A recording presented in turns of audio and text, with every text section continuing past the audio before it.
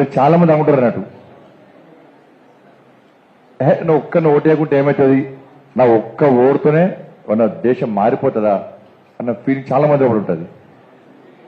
ఇప్పుడు ఈ time waste చేసుకోవాలి, ఓటు వేయకుంటే ఏమవుతుంది అనుకుంటే చాలా మంది ఒకటి ఆలోచించాలి.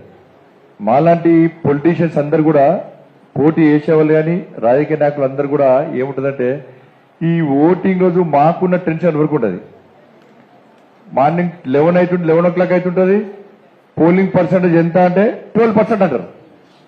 అరే మనం గెలుస్తామో గెలవమో, పబ్లిక్ వచ్చి ఓట్లు వేస్తలేరు, నా మీద కోపమా ఎవరిదో కోపమా అని చెప్పి మళ్ళా మా కార్యకర్తలందరూ ఇంటికి ప్లీజ్ దండం పెడతా ఓటేయి, ప్లీజ్ ఓటేయి అని బతిలాడే పరిస్థితి వస్తుంది. ఇప్పుడే గతంలో ఓటింగ్ పర్సెంట్ బాగుంటుంది, ఇప్పుడు ఈ మధ్య బాగా అయిపోయింది అన్నట్టు. మళ్ళా బాగా చదువుకున్న వాళ్ళు, బాగా డబ్బున్న వాళ్ళు చాలా ఓటేయరు. ఓటు ఎవరు వేస్తారు? మనమాత్రం ఓటేస్తారు. కింది ఎవరైతే సమస్యలతో ఇబ్బంది పడుతారో వాళ్ళు ఓటేస్తారు. వాళ్ళకు లోపల అరే నాకు సమస్యలు ఉన్నాయి, నాకు ఇబ్బంది ఉన్నది, నా సమస్య తీరాలంటే నేను ఓటేసి ఒక నాయకుడిని ఎన్నుకోవాలి.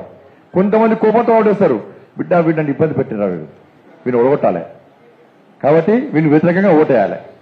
ఇప్పుడు ఎన్నికల కమిషన్ కొత్తగా వీళ్ళ మీద కోపం ఉన్నా వాళ్ళ మీద కోపం ఉన్నా కొత్త సిస్టమ్ వచ్చి ఏమొచ్చింది, నోటా కూడా మనకు అవకాశం ఉంది, అవునా కదా? ఇట్లా అనేక రకాల అవకాశాలు ఉంటాయి. దాన్ని ఓటు హక్కును వినియోగించుకోవాల్సిన బాధ్యత మనది ఉన్నది. అందుకే బాబాసాహెబ్ అంబేద్కర్ అన్నాడు, ఓటు అనే వజ్రాయుధాన్ని మీ చేతికిస్తున్నా, మీ భవిష్యత్తు ఈ దేశ భవిష్యత్తును మారుతారా, ఓటును వినియోగించుకుంటారా, లేకపోతే ఓటు వేయకుండా ఓటును అమ్ముకుంటారా, మీరు బానిస బతుకులు బతుకుతారా, మీ ఇష్టం, ఆయుధాన్ని మాత్రం మీ చేతికి ఇస్తున్నా అని చెప్పి బాబాసాహెబ్ అంబేద్కర్ అన్నాడు. ఇవాళ ఒక్క ఓటు ఒక రాజకీయ నాయకుడితో పాటు మీ భవిష్యత్తును దేశ భవిష్యత్తును మార్చే అవకాశం ఉంటుంది. ఇలా జోషి అని చెప్పి రాజస్థాన్ లో ఒక నాయకుడు, కాంగ్రెస్ పార్టీ నాయకుడు జోషి అని, ఆయన సీఎం కావాల్సి ఉంటే సీఎం అభ్యర్థి ఆయనే, ఒక్క ఓటుతో ఓడిపోయాను ఆయన, ఒక్క ఓటుతో ఓడిపోయాను ఆయన. ఓటు ఎవరెవరో తెలుసా? వాళ్ళ డ్రైవర్ పోయి నేను ఓటేయడం ఓతున్నా అంటే ఒక్కటే డ్యూటీ అయ్యి అన్నాడట. వాళ్ళ వైఫ్ పోయి బయట ప్రచారం చేయమంటే నువ్వు ఓటు వేయకుంటే ఏమైతుందని చెప్పి వాళ్ళ వైఫ్ ఆపినాట, వాళ్ళ కొడుకుని ఆపినాట. 3 ఓట్లు వేయలే, ఒక్క ఓటుతో ఓడిపోయినాను. ఇలా కర్ణాటకలో జేడీఎస్ అభ్యర్థి ఒక్క ఓటుతో ఎమ్మెల్యే ఓడిపోయాడు. ఇక్కడ కరీంనగర్ లో ఒక ఎంపీటీసీ అభ్యర్థి, ఆయన బాబు గెలవాలి. ఈ పోలింగ్ రోజు వాళ్ళ నాయన ఆయనే ప్రచారం చెబుతున్నాడు, మా ఇద్దరం ఓటేకుంటే ఏమవుతుంది, బయట ఓటు ప్రచారం చేయాలని చెప్తే ఒక్క ఓటుతో ఆయన ఓడిపోయాడు. అంటే ఒక్క ఓటుతోని ఎంత నష్టం జరుగుతుందో మన ఓటు వేయకుండా ఒక్కసారి ఆలోచించండి. ఓటు వేయకుంటే ఇలా పాస్పోర్ట్, వ్యక్తికి పాస్పోర్ట్ ఎంత ముఖ్యమో, పాస్పోర్ట్ ఉంటుంది కావచ్చు, పాస్పోర్ట్ ఇస్తే విదేశాలకు పోతారు పాస్పోర్ట్ ఉంటే, కానీ ఓటర్ ఐడి కార్డు ఉంటే ఈ దేశంలో ఈ దేశ భవిష్యత్తు మారుస్తారు, మీ భవిష్యత్తు మార్చుకుంటారు. పాస్పోర్ట్ ఉండడం ఎంత ముఖ్యమో ఓటర్ ఐడి కార్డు ఉండి ఓటు వేయడం కూడా అంతే ముఖ్యం. కాబట్టి దయచేసి గుర్తుంచుకోండి, ఓటు అనేది మీరు సింపుల్ గా తీసుకోండి ప్లీజ్. నా పర్సనల్ రిక్వెస్ట్ ఏంటంటే ఇది ఏదో జోక్ గా తీసుకొని, ఏ టైంలో జోక్ చేయాలనో దాన్ని జోక్ గా తీసుకోవాలి, దేన్ని సీరియస్ తీసుకోవాలో దాన్ని సీరియస్ తీసుకోవాలి.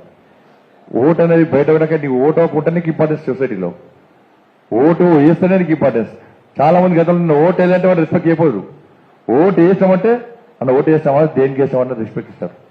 కానీ ఓటు అనేది చాలా ఇంపార్టెంట్. బట్ దయచేసి మీరు ఓటర్ లిస్ట్ లో మీ ఓటు ఎన్రోల్ చేసుకోవడం, మీతో పాటు ఎవరన్నా చేయకుండా చేయించే ప్రయత్నం చేయడం, ప్లస్ మీరు ఓటు వేయడం, మీతో పాటు ఎస్ నేను ఓటు వేస్తున్నా, మంచి ఆచారం మీ ఇష్టం అది. కానీ ఓటు ఇలా నరేంద్ర మోడీ గారు ఆయనకు అవసరం లేదు, కానీ ఒక దేశ ప్రధానిగా ఉండి ఈ దేశంలోని నవయువ ఓటర్స్ అందరి చేత ఓట్లు వేయించాలి. ఓట్లు వేయించడం ద్వారా ఇలా వారి భవిష్యత్తును మార్చాలని చెప్పి ఈ ఓటు యొక్క ప్రాధాన్యత మీకు తెలియాలనే ఉద్దేశంతోనే వాళ్ళ నరేంద్ర మోడీ గారు భారతీయ జనతా పార్టీ దేశవ్యాప్తంగా ఈ కార్యక్రమాన్ని తీసుకున్నారు. కాబట్టి మీరందరూ కూడా దానిలో పాల్గొనడం చాలా సంతోషం. ఎందుకంటే చెప్పేది ఎకానమీ నరేంద్ర మోడీ గారికి తెలుసు అందరికీ. చాలా మంది నేను కరీంనగర్ పార్లమెంట్ సభ్యుడిగా ఓటేసి గెలిపించాను. మీరు వాళ్ళు ఓటేసిన గెలిపిస్తే నేను పోయి నరేంద్ర మోడీ గారిని ప్రధానమంత్రి చేసేటువంటి దానిలో నేను ఓటేసిన.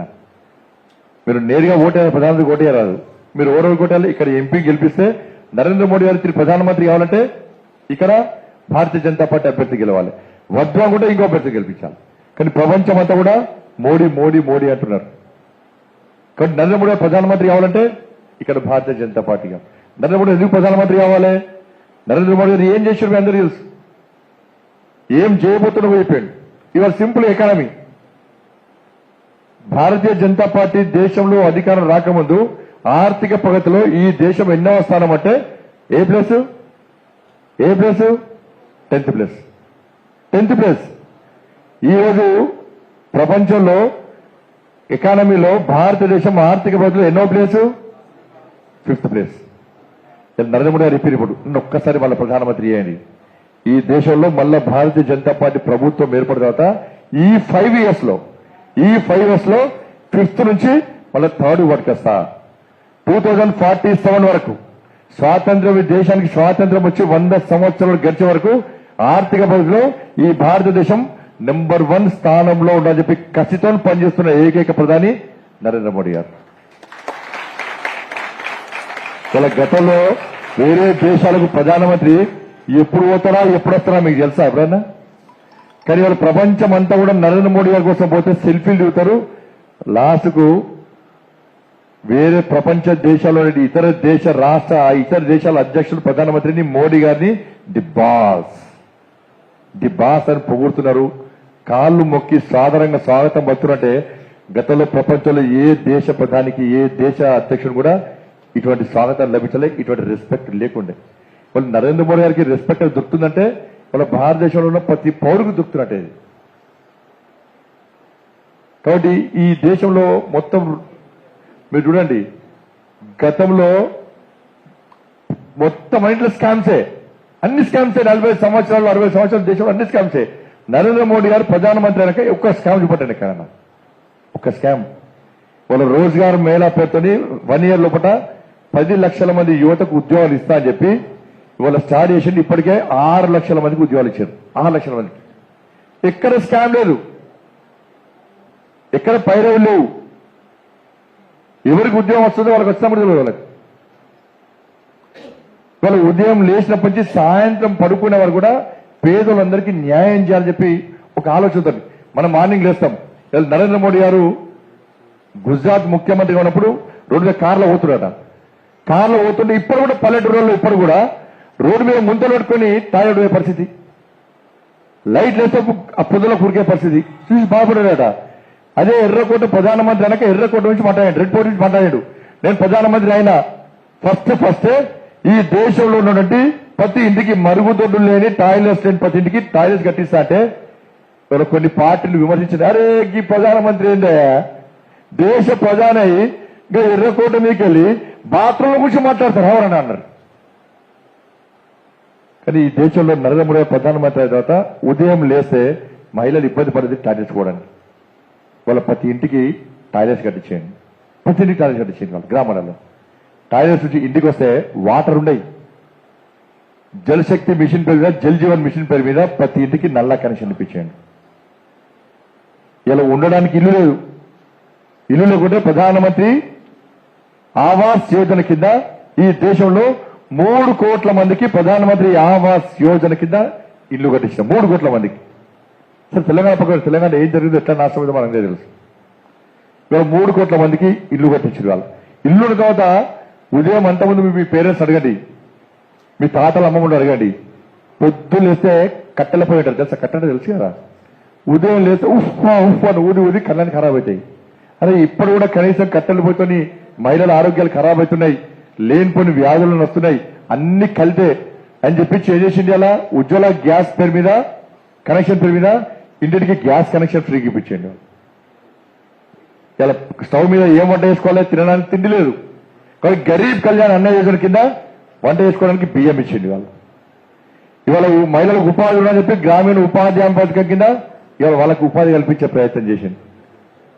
ఇవాళ గ్రామాలలో రోడ్డు కూడా గ్రామీణ సడక్ యోజన కింద రోడ్లు వేస్తున్నారు. ఇవాళ నేషనల్ హైవే రోడ్లు వేస్తున్నారు. ఇవాళ గ్రామాల్లో ప్రకృతి వేదికలు కట్టిస్తున్నాం. మనం గ్రేవ్ యార్డ్స్ కూడా నరేంద్ర మోడీ గారు కట్టిస్తున్నారు. ఇట్లా ప్రతి స్కీమ్ కూడా ఇవాళ కేంద్ర ప్రభుత్వము ఇక్కడ అక్కడ ఈ స్కీమ్ ఆ స్కీమ్ అనకుండా ఈ దేశంలో గ్రామాలు నగరాలు అభివృద్ధి చెందాలంటే చెంతనే ఈ దేశం అభివృద్ధి చెందడానికి ఒక ఆలోచనతోని అభివృద్ధి చేస్తున్న ప్రధానమంత్రి నరేంద్ర మోడీ గారు. ఇలా నేను ఎంపీ అయినా నేను పైసలు కావాలి. ఇలా కరీంనగర్ వరంగల్ రోడ్డు ఉంది. ఇలా కరీంనగర్ వరంగల్ రోడ్డు గతంలో ఎట్లా ఉండే, ప్రతిరోజు యాక్సిడెంట్సే. కానీ రిపేర్ కోసమే 40 కోట్లు పట్టుకొచ్చినాం. మళ్ళీ ఇప్పుడు నేషనల్ హైవే కింద రోడ్డు పనులు స్టార్ట్ అయినాయి. Already Karimnagar Jagtial national highway road start అయింది. మెదక్ సిద్దిపేట ఎల్కతుర్తి రోడ్ స్టార్ట్ అయింది. కరీంనగర్ తీరోడ్డుపల్లి ఆర్ఓబి స్టార్ట్ అయింది. ఇలా శాతవాణి యూనివర్సిటీకి ఇలా 12B స్టేటస్ పట్టుకొచ్చింది నరేంద్ర మోడీ ప్రభుత్వం. నేర్చుకొచ్చింది. ఇలా అటానమస్ హోదా పట్టుకొచ్చింది. ఎస్ఆర్ కాలేజ్ కు పట్టుకొచ్చింది. గ్రామాల సడక్ యోజన, సిఆర్ఎఫ్ ఫండ్స్, ఇవన్నీ కూడా అభివృద్ధి విషయంలో నరేంద్ర మోడీ గారు ఇలా కరీంనగర్, వరంగల్, నిజామాబాద్, ఆదిలాబాద్ కాదు, అన్ని రకాలుగా ఈ నగరాలు అన్ని అభివృద్ధి చేస్తేనే మమ్మల్ని ప్రతిసారి అడుగుతారు, ఏం చేస్తాడు కరీంనగర్ పార్లమెంట్ కు? సార్ ఇది చేస్తా సార్, ఇది కావాలి సార్, చదువు చేస్తాడు. ఇవాళ కేవలం నేను ఎంపీ అయిన తర్వాత ఈ కరీంనగర్ పార్లమెంట్ కాన్స్టిట్యున్సీలో దాదాపు 8,000 crores, ఓన్లీ 8,000 crores కంటే ఎక్కువ ఓన్లీ రోడ్స్ కోసం పట్టుకొచ్చిన. రోడ్స్ కోసమే. ఇక చాలా మంది విమర్శిస్తున్నారు. నిన్న కూడా నన్ను ఒక పెద్ద మనిషి వచ్చి విమర్శించిండు. నాకు అహంకారం బాగా పాపం. నా మీద అందరూ దొంగ వీడియోలు తయారు చేసి బండి సంజయ్ ఏం చేసిండు అంటే ఒక్కొక్క బుక్ చూపెట్టిన. ఇవాళ విమలవాడ ఉంది కదా, అందరు మొక్కుతారు విమలవాడకు ప్రసాదం స్కీమ్ కింద పెడదాం. ప్రతి సంవత్సరము 100 కోట్ల రూపాయలు వస్తాయి ప్రసాదం స్కీమ్ కింద. ఇలా కొండగట్టు హనుమాన్ టెంపుల్ చాలా పవర్ఫుల్ టెంపుల్, హనుమంతుడు చాలా పవర్ఫుల్. రామాయణ్ సర్క్యూట్ స్కీమ్ కింద పెడితే అక్కడ పైసలు వస్తాయని చెప్పి నేను 4 years కేసీఆర్ కు రిపోర్ట్, ప్లీజ్ సార్ అప్రూవల్ లేదు సార్. కేంద్రం ఎక్కడ కూడా ఒక్క రూపాయి కూడా డైరెక్ట్ రోడ్ వేయించరాదు, ఒక్క రూపాయి కూడా డైరెక్ట్ కేటాయించరాదు. ఏదైనా కూడా రాష్ట్ర ప్రభుత్వం అప్రూవల్ లేదు. విమలవాడ ప్రసాదం స్కీమ్ కింద 100 crores, ఇలా 500 crores వస్తాయి. నేను డైరెక్ట్ మోడీ గారు ఇయ్యరాదు, ఇక్కడికి నాకు ఇయ్యరాదు, విమలవాడకి ఇయ్యరాదు. ఎవరికి ఇవ్వాలి? స్టేట్ గవర్నమెంట్ అప్రూవల్ ఇవ్వాలి. ఎస్ మేము దీనికి ఒప్పుకుంటాం, ఇవ్వచ్చు అంటే అప్పుడు కేంద్రం ఇస్తుంది. ఇవ్వలే, అప్రూవల్ ఇవ్వలే. మళ్ళీ ఇప్పుడు ఏమంటారంటే బండి సంజయ్ గుడి కట్టించిండా, బడి కట్టించిండా అట. గుడి ఎవరు కట్టియాలి, బడి ఎవరు కట్టియాలి? అధికారం వాళ్ళు బడి కట్టియాలి, అవునా కదా? ప్రసాదం స్కీమ్ ఇస్తుంటే అనుమతి ఇవ్వలే. రామాయణ్ సర్క్యూట్ కింద కొండగట్టిన అభివృద్ధి చేద్దామంటే అనుమతి ఇవ్వలే. రోడ్ వేద్దామంటే అనుమతి లేదు. ఇవాళ ఆర్థికంగా బలంగా ఉన్న తెలంగాణ రాష్ట్రం ఇలా మీ నమ్మరు, మీ ఒక్కొక్కరి పేరు మీద 1,60,000 అప్పు ఉన్నది. మీ ఒక్కొక్కరి పేరు మీద, పుట్టబోయే పిల్లల పేరు మీద 1,60,000 అప్పు ఉన్నది. ఎవరు తీర్చాలి? వాళ్ళు ఇలా కేంద్రంలో మోడీ ప్రభుత్వం ఉంది. మీ అందరూ ఉంటారు, నాకు ఉద్యోగం వచ్చిందా, నాకు జాబ్ వచ్చిందా, నాకేం చేయాలనుకుంటాను తప్ప, నాకు ఏం చేసి అనుకుంటుంది తప్ప సొసైటీకి ఏంది, సొసైటీ దేశంలో తెలంగాణ పరిస్థితి ఏంది, మనం ఏ విధంగా ముందు పోతామో దాన్ని ఆలోచించే పరిస్థితి లేదు మనకు. కాబట్టి డెవలప్మెంట్ తో పాటు ఇవాళ అన్ని రకాల అభివృద్ధి చేస్తేనే ఇవాళ దేశం అభివృద్ధి చేస్తుంది. ఒక్క తెలంగాణ నాకెందుకని చెప్పి మన మోడీ గారు క్లియర్ చెప్పారు, ఎన్నికల వరకు మాత్రమే పాలిటిక్స్, ఎన్నికల తర్వాత మనం పాలిటిక్స్ అవసరం లేదు, కాదు అభివృద్ధి చేయాలి. తెలంగాణ ఒక్క నష్టపోతే తెలంగాణ అభివృద్ధి చేయకపోతే దేశం అభివృద్ధి ఎట్లయింది? తెలంగాణ ఈ దేశంలో ఒక పార్ట్. అంటే అభివృద్ధి విషయంలో మనం ముందు పోతున్నాం మనం. కానీ ఇక్కడ ప్రభుత్వాలు సహకరించాలి. ఒక రైల్వే లైన్ వేయాలంటే ల్యాండ్ అక్విజిషన్ చేయాలి, రాష్ట్ర ప్రభుత్వం చేస్తుంది, కానీ చేయరు. ఇలా స్మార్ట్ సిటీ ఉంది, మీకు ఎగ్జాంపుల్ చెప్తున్నాను.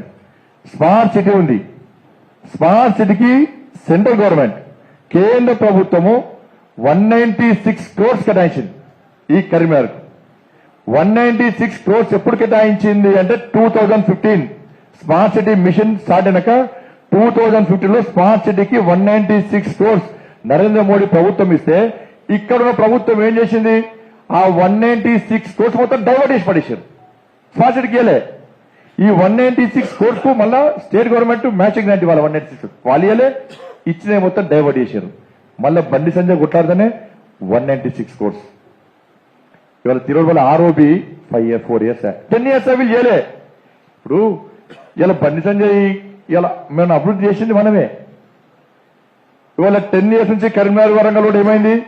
10 years నుంచి ఎందుకు స్టార్ట్ కాలే? బండి సంజయ్ గెలిచినాక ఎందుకు స్టార్ట్ అయింది? సమాధానం ఉండదు దానికి. సిద్దిపేట 10 years నుంచి ఎందుకు కాలే? ఇన్ని రోజులు మేం చేస్తామని వాళ్ళు ఎందుకు స్టార్ట్ చేయాలి? బండి సంజయ్ స్టార్ట్ అవుతుంది. కరీంనగర్ జగిత్యాలలో ఎన్నో కనీసం టెండర్ ఎందుకు కాలే 10 years నుంచి? బండి సంజయ్ స్టార్ట్ అవుతుంది.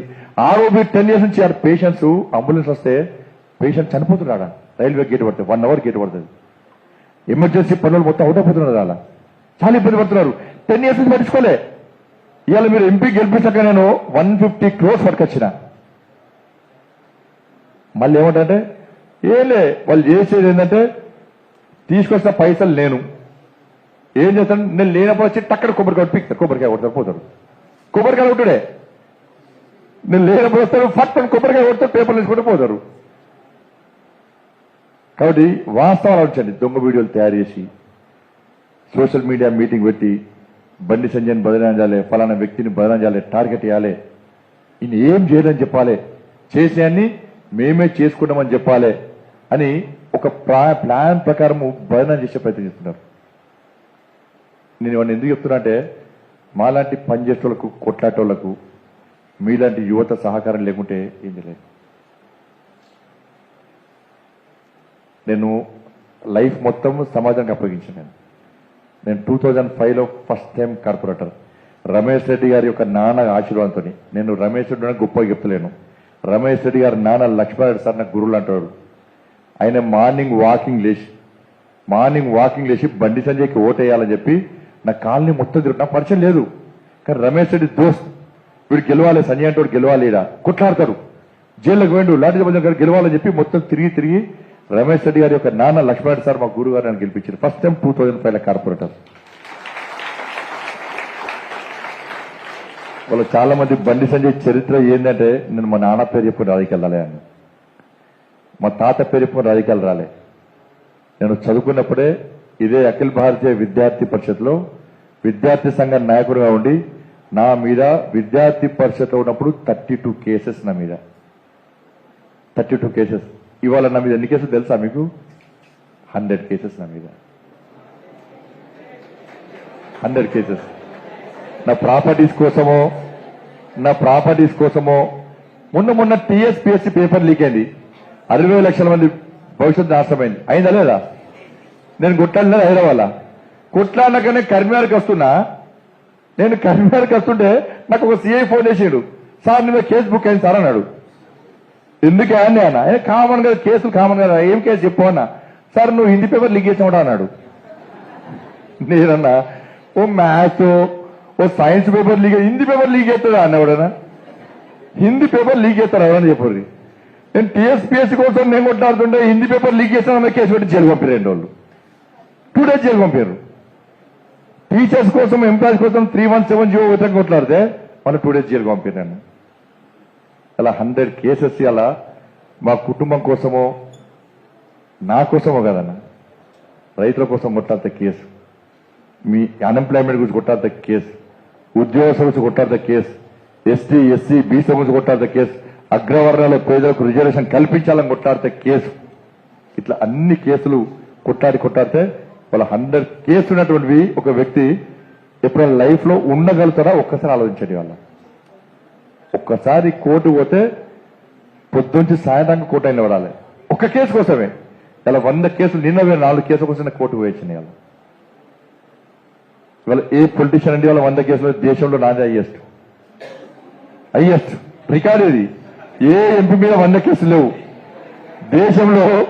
ఏ రాష్ట్ర అధ్యక్షుడు, ఏ ఎంపీ కూడా ప్రజా సమస్యల మీద 2 సార్లు జైలుకి వెళ్ళాను, 2 సార్లు జైలుకి వెళ్ళాను. నేను 2005 నుంచి 2011 వరకు 5 years లో నేను కార్పొరేటప్పుడు 5 years లో 7 times జైలుకి పోయినా. 7 times. నన్ను 3 సార్లు చంపే ప్రయత్నం చేశారు. నన్ను 3 times. రాఖీ సినిమా చూసారా మీరు? పెట్రోల్ కొడతారు చూసారా? అట్లా నన్ను నా కుటుంబాన్ని చంపే ప్రయత్నం చేశాను. 3 సార్లు చంపే ప్రయత్నం చేశాను. ఇవాళ హైదరాబాద్ లో భాగ్యలక్ష్మి గుడి దగ్గర మీటింగ్ పెట్టిన తెలుసా మీ అందరికీ?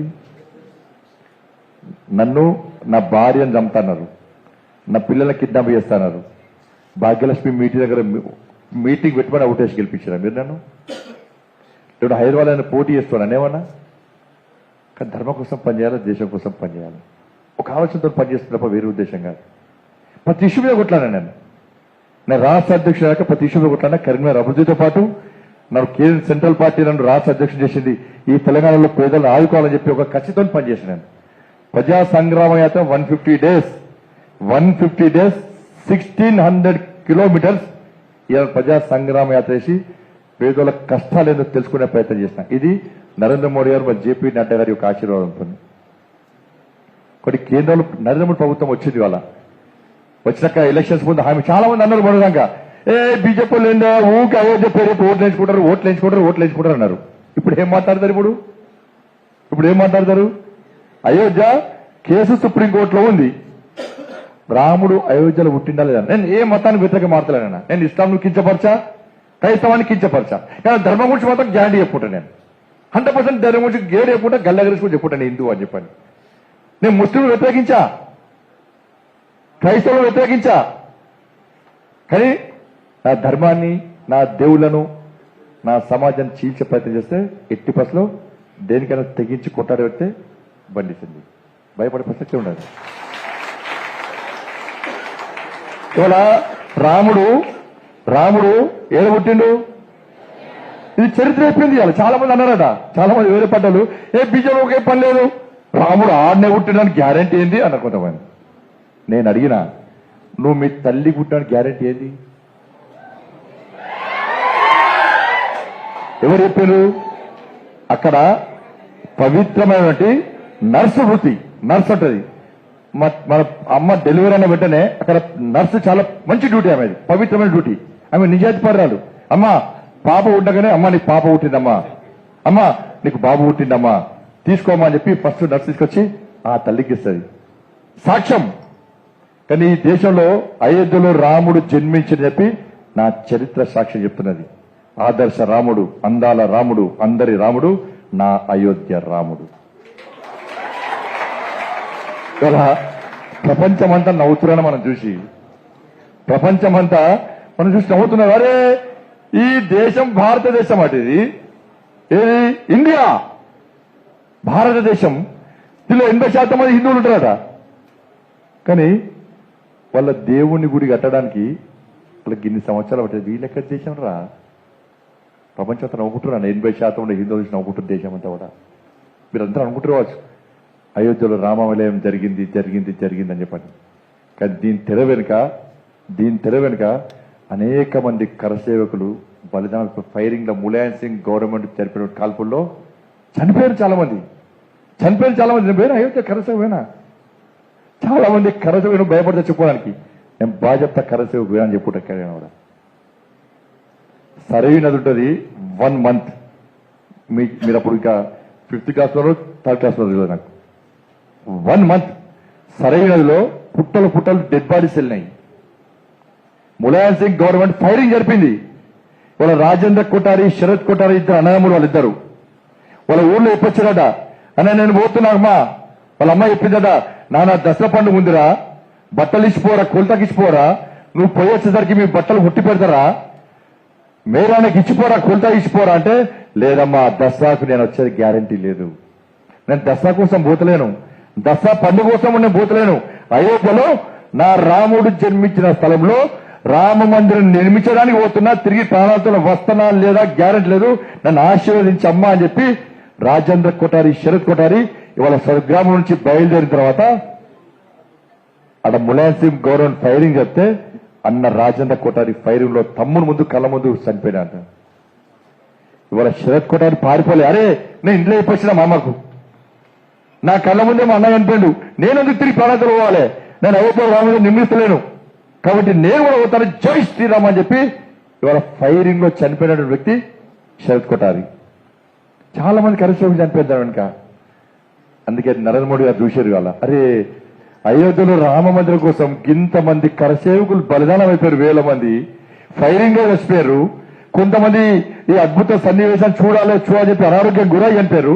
వాళ్ళ లక్ష్యం నెరవేర్చాలి, అయోధ్యలో రాముడు జన్మ స్థలంలో పక్క రామ మందిరం నిర్మించాలని చెప్పి ఒక కసితోని గౌరవ సుప్రీంకోర్టు తీర్పు ఇచ్చిన తర్వాత ఇవాళ రామ మందిరం నిర్మించడానికి మహానుభావుడు ఎవరు?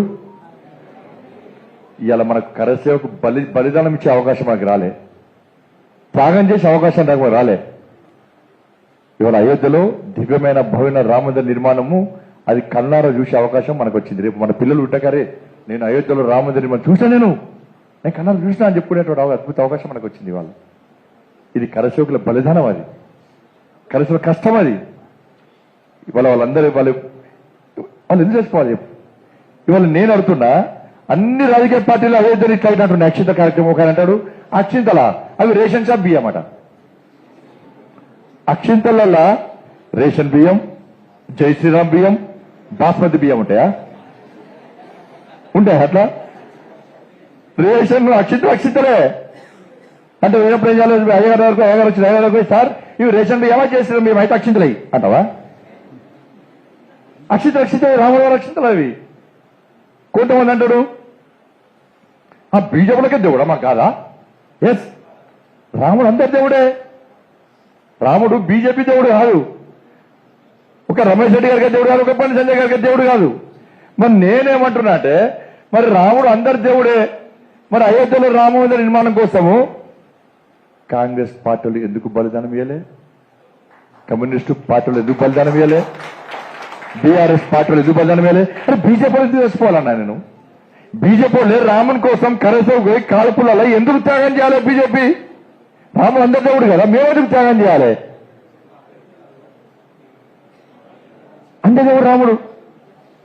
ఇప్పుడు 370 ఆర్టికల్ మీ అందరూ తెలుసుకోవాల్సిన 370 ఆర్టికల్ మీలాంటి పిల్లలే చాలా మంది స్టూడెంట్స్ ఈ 370 ఆర్టికల్ కోసం జమ్మూ కాశ్మీర్లో పాకిస్తాన్ టెర్రరిస్ట్ చేతిలో చాలా మంది స్టూడెంట్స్ బలిదానం అయిపోయారు. నేను ఫోటోస్ వీడియో చూస్తే ఆశ్చర్యపోయాను. అప్పుడు విద్యార్థి పరిషత్ దేశవ్యాప్తంగా తిరిగేది. 370 ఆర్టికల్ మీ అందరూ తెలుసు. ఇవాళ రమేష్ రెడ్డి గారు ఈ చైర్మన్. ఇవాళ జమ్మూ కాశ్మీర్ లో మనందరం ఈ దేశంలో ఎక్కడ ఈ కంట్రీలో ఏ స్టేట్కి పోయినా మనం జాగా కొనుక్కోవచ్చు. చైతన్య కాలేజ్ ఎక్కడైనా పెట్టుకోరాదా?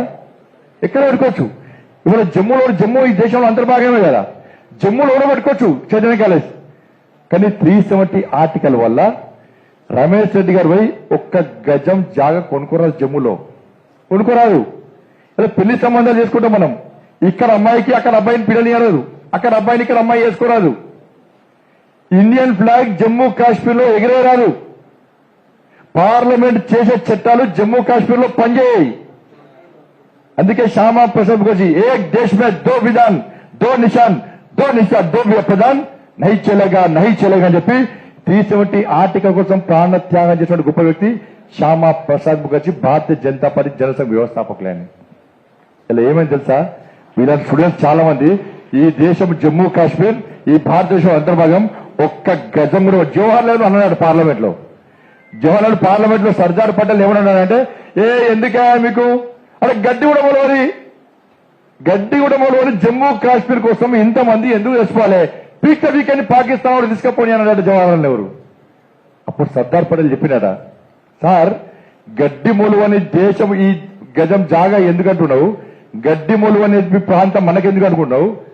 సార్ నెత్తి మీద జుట్టు ఉండాలి కదా, మరి బొచ్చులేని తలకాయ ఎందుకు సార్ నరికిపడాయి?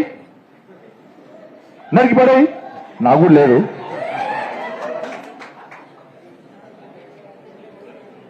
ఇవాళ చాలా మంది మీకు వీడియోస్ పంపిస్తా. ఎంత ఇబ్బంది, ఎంత బాధాకరం అంటే మీలాంటి స్టూడెంట్స్ అందరూ కూడా ఈ జమ్మూ కాశ్మీర్ భారతదేశంలో అంత భాగం, పాకిస్తాన్ ఒక్క గజం జాగా ఇచ్చే ప్రసక్తి లేదు, ఒక అంగుళం జాగా ఇచ్చే ప్రసక్తే లేదని చెప్పి చాలా మంది స్టూడెంట్స్ జాతీయ పతాకాన్ని పట్టుకొని అలా మీరు 15th ఆగస్టుకు 26 జనవరికి జాతీయ జెండా ఎగరేస్తే బాంబులు వెళ్తాయి. అక్కడ ఆర్మీ వాళ్ళు ఫైరింగ్ చేస్తున్నప్పుడు ప్రభుత్వం ఫైరింగ్ చేయలే, జెండాకు అవమానం జరిగిన ఫైరింగ్ చేయలే. కానీ నరేంద్ర మోడీ గారు అదే ఫైరింగ్ కాదు, వానికి ఫైరింగ్ చేస్తాన్ని మైండ్ లో ఖర్చులో పడి కాల్చిపారని చెప్పన్నాడు. వాళ్ళు చాలా మంది స్టూడెంట్స్ ఈ జమ్మూ కాశ్మీర్ దేశంలో అంతర్భాగం 370 ఆర్టికల్ రద్దు అని చెప్పి ఫైట్ చేస్తుంటే ఎంత దుర్మార్గం అంటే పాకిస్తాన్ టెర్రరిస్టులు వీడియోస్ ఫోటోస్ చూసాను నేను. వాళ్ళ అమ్మా నాన్న కట్టేసి వాళ్ళ అమ్మా నాన్న కళ్ళ ముందు ఆ స్టూడెంట్ను 3 ముక్కలు రంపాలతో నరికారు. ఇలా స్టూడెంట్ని కట్టేసి వాళ్ళ అమ్మా నాన్న సజీవ దహనం చేసింది, డైరెక్ట్ కాల్చి పడేసారు. డైరెక్ట్ ఫైరింగ్ చేసి ఉంటే బాంబులు దాడి చేశారు. చాలా మంది స్టూడెంట్స్ చనిపోయింది వాళ్ళ ఈ కంట్రీ కోసం. అదే 370 ఆర్టికల్ రద్దు కోసం నరేంద్ర మోడీ గారు తీసుకొస్తే ఈ దేశంలో విధ్వంసం చేయాలని చెప్పి కాంగ్రెస్ పార్టీ ప్రయత్నం చేసింది. విధ్వంసం జరగాలని కమ్యూనిస్ట్ పార్టీ ప్రయత్నం చేశారు. 370 ఆర్టికల్ నుంచి బీఆర్ఎస్ పార్టీ అసలు మాట్లాడలే. నాకెందుకు అంటారు. కంట్రీ అవసరం లేదు వాళ్ళకి. 370 ఆర్టికల్ రద్దు చేసినట్టు ప్రధానమంత్రి నరేంద్ర మోడీ గారు. వాళ్ళు మన ముస్లిం సోదరి వాళ్ళు చాలా మంది త్రిపుల్ తలాక్ ఎప్పుడుదో చట్టం అది. త్రిపుల్ తలాక్ ఈ దేశంలో ముస్లిం మహిళలు ముస్లిం సమాజం ఎందుకు ఇలా బీజేపీ మతతత్వ పార్టీ వాళ్ళు హిందువులకేనట, వాళ్ళు ఇస్లాం వ్యతిరేకిస్తాడే. ఇస్లాం ఎక్కడ వ్యతిరేకించలే. అక్బరుద్దీన్ ఓవైసీ అన్నాడు. ఏమన్నాడు అక్బరుద్దీన్ ఓవైసీ? ఏమన్నాడు? 15 నిమిషాలు సమయం మీ అందరిని నాకు చంపుతానండి. మీ అందరిని నన్ను కూడా చంపుతాను. మీ అందరిని చంపుతాను. 10 నిమిషాలు సమయం భరిస్తావా?